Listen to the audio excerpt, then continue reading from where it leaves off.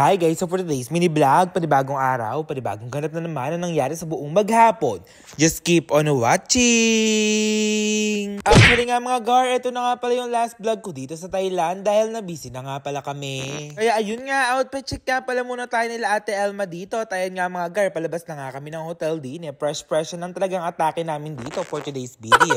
Dito nga pala sa Platinum na to mga gar, mall nga pala ito. Napakadami talaga mabibili natin dito. Madami talaga tayo mabibili, mauubos talaga yung pera natin dito guys. At dahil maaga pa naman to mga gar, mga alas 8 nga ito, naglakad-lakad na nga lang muna kami dito dahil kailangan nga talaga natin magtipid. Wag muna tayo mag-tok-tok dahil malapit lang na may pupuntahan natin. Akala ko nga mga gar, mga ngayayat nga ako dito dahil puro lakad na lang talaga ang inatupag namin dito. Pero hindi nga mga gar, puro pakain si Ate Elma dito. Lagi na lang siya nagpapakain ng mga foods. Lagi na siya nalilibre ng milk tea guys. Napakabait naman talaga ni Ate Elma dito for today's video kasi nga guys, lahat nga ng kinakain namin dito, sagot kaya niya talaga guys. Eto nga lang pala yung view dito sa taas, napakaganda naman talaga. Ayan nga pala, malapit nga lang pala sa Big C. Ayan, kung pupunta nga pala kayo dito sa Bangkok, Thailand, eto nga pala yung mall na napakalaking mall dito guys. Napakadami din talaga nating mabibili. At syempre, work muna tayo dito. Nandito na nga pala kami sa Little Bunny. Mamimili na nga pala kami ng mga bags at magla-live na nga din pala si Ate Elma. At tapos na nga pala kami mag-live dito. Pinahawak muna sa akin ni Ate Elma yung bag na yan. Ayan o, parang napakaganda naman talaga ng bag na yan. Kaya umorder na nga kayo kay Ate Elma guys. At natutuwa nga ako mga gar kasi nga guys, nakita ko nga dito yung KFC. Feeling ko nga magki-KFC kami kasi papunta na nga kami sa KFC eh. Ayan o.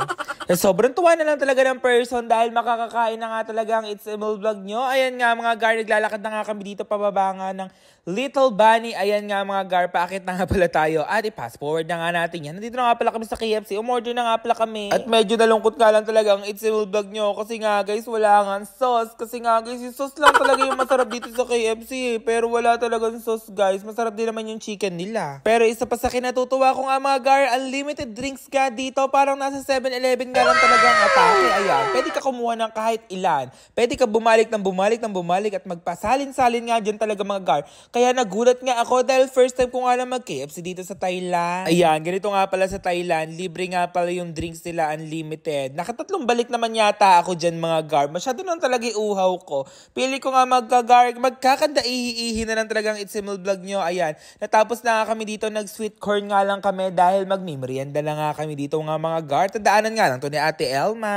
At nung time nga pala na yun mga gar, kailangan na nga natin to tikman. Ayan, taste test nga natin kung alin nga yung masarap dito o sa Pilipinas, pero feeling ko magkalasa din naman talaga yan kasi nga guys, same lang din naman ang ingredients na nila guys. Kaya ayun nga, nandito na nga kami sa taas, naglalakad-lakad na nga, pupunta na nga kami sa The Platinum. Kaya ayan, tinry ko nga. Masarap din naman siya mga gar, parang sa Pilipinas. Ang kaibahan lang nga mga gar, meron siyang parang gatas na nilagay pero hindi ko nga alam kung ano nga tawag. At ayan, fast forward na nga natin yan.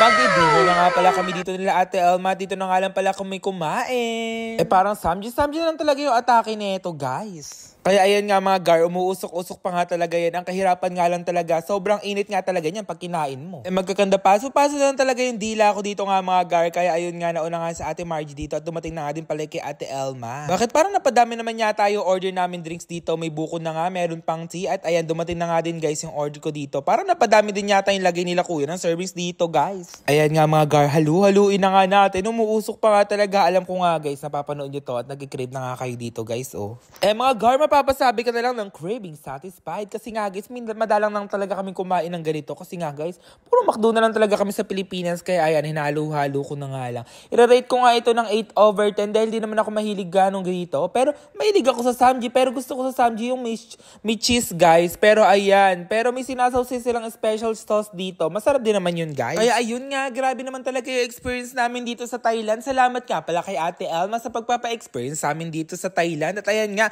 sana nga nag-enjoy kayo. Yun lang guys. Thank you for watching.